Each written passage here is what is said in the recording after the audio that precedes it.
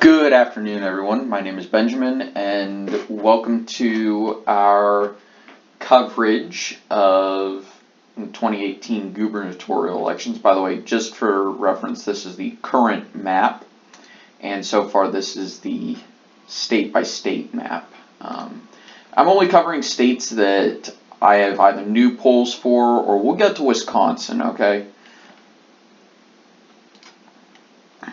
Oops. That's not what it is. Yeah, I actually go state by state and check to see if we have new polls. And normally I wouldn't talk about a partisan poll coming out for a general election. Oh, what? Just how in the world did I start up there? Never mind. So, in an unexpected, this is Kansas. I thought we were talking, wow, I'm sorry. I thought I was looking at Minnesota's and I was like, well, these aren't Minnesota candidates. Anyway, so Chris Kobach, or Kobach, and Laura Kelly, and there's of course Greg Orman, who's running as an independent with a bunch of undecideds. This is a partisan poll, and normally I wouldn't talk about this, I'd stick to what's generally accepted, as well as the fact that there's even a ton of undecideds in this one. And third parties tend to be overrepresented. I really don't think Greg Orman is going to get 12% of the vote. He's going to get a lot less, and most of those are going to go to Chris Kobach. Basically, take maybe half of Greg Orman's total and give it to Chris Kobach.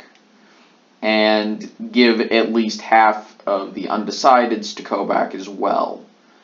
So, in reality,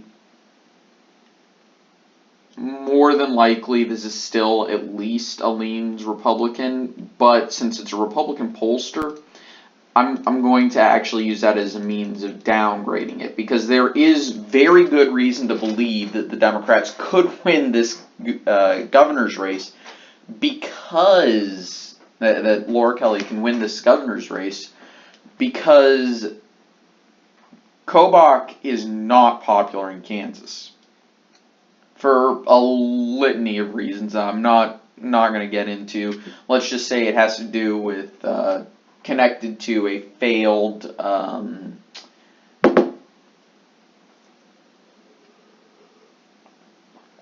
immigration / electoral fraud commission that really didn't go anywhere. Anyway, so we're going to go to Minnesota, where Tim Pawlenty did not win the Republican nomination as expected. If we go up to even though he was polling as the heavy favorite, he wound up losing by about 10%.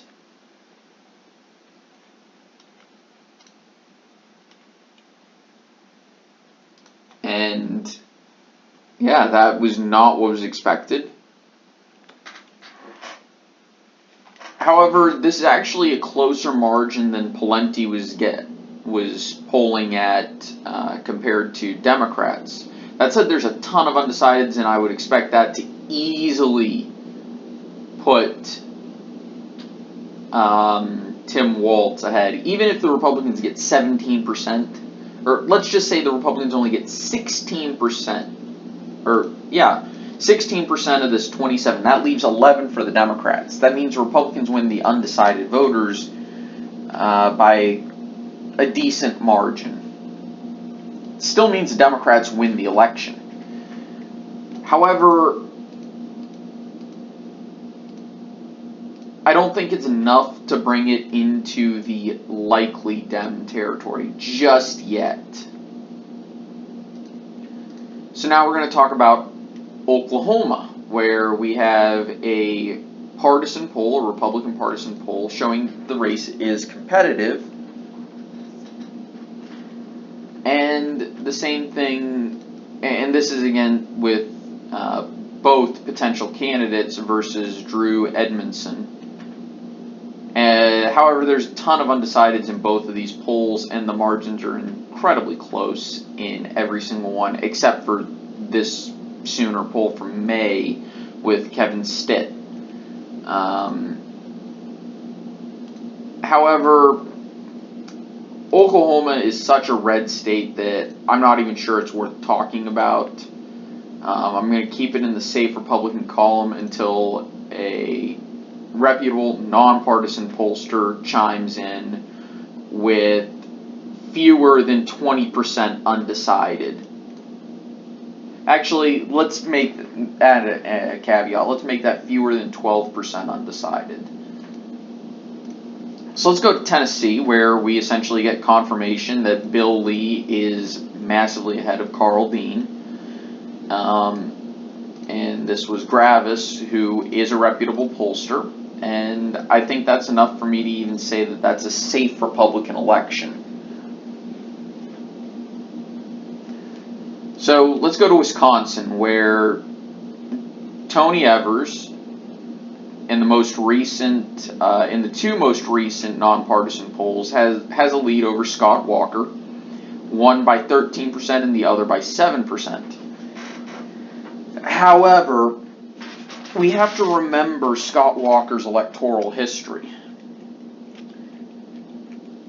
So we're going to go back to 2014, where Scott Walker won with 52%. Now, granted, this was a Republican year, but gubernatorial elections are less nationalized than House or Senate elections.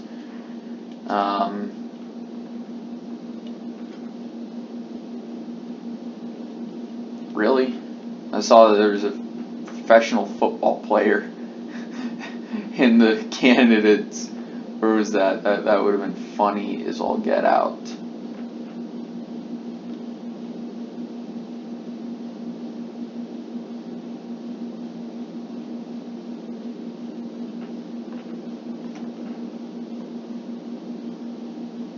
Okay, I may have misread that.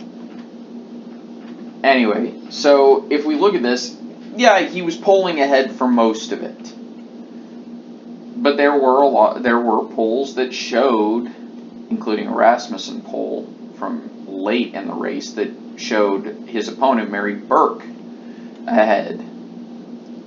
And it was a reasonably close election, but let's go to the previous one, the 2012 one, which was actually a recall election, which Scott Walker won pretty handedly. And this was in 2012, which was a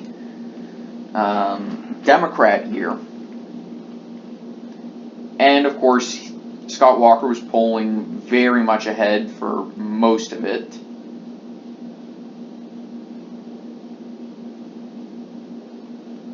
So, what about his first election, 2010?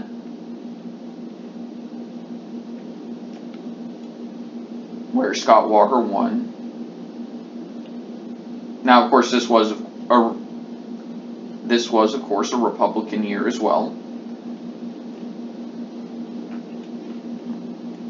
And let's go. And he actually pulled ahead for the entire thing.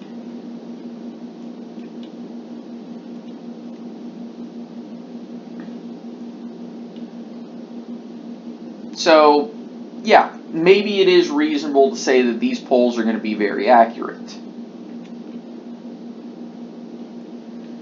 But it's still early in the season, and Scott Walker is an incumbent. But for now, I'm going to tilt it to Democrats and Tony Evers at the current time.